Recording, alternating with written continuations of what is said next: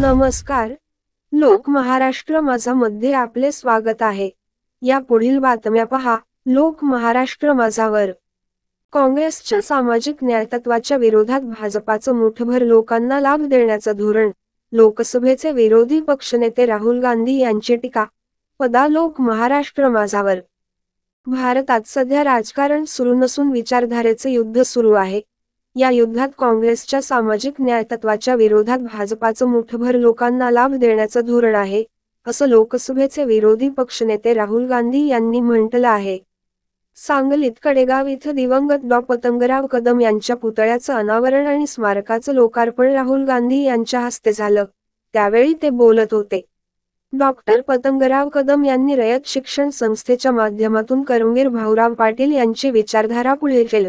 त्यांनी महाराष्ट्र आणि महाराष्ट्राबाहेर उच्च दर्जाचं शिक्षण मिळेल याची खबरदारी घेतली. त्याचबरोबर सातारा सांगली सारख्या दुष्काळी भागातला दुष्काळ हटवण्यासाठी प्रचंड काम केलं असंही पवार म्हणाले. या कार्यक्रमाला काँग्रेसचे राष्ट्रीय अध्यक्ष मल्लिकार्जुन खरगे, पक्षाचे प्रदेशाध्यक्ष नाना पटोले यांच्यासह काँग्रेस आणि राष्ट्रवादी काँग्रेस शरदचंद्र पवार पक्षाचे नेते पदाधिकारी उपस्थित होते.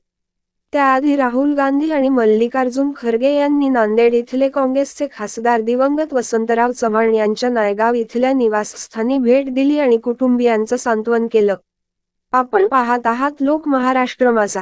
पुढील बातम्यासाठी लोक महाराष्ट्र माझा लाईक व सबस्क्राईब करा. धन्यवाद.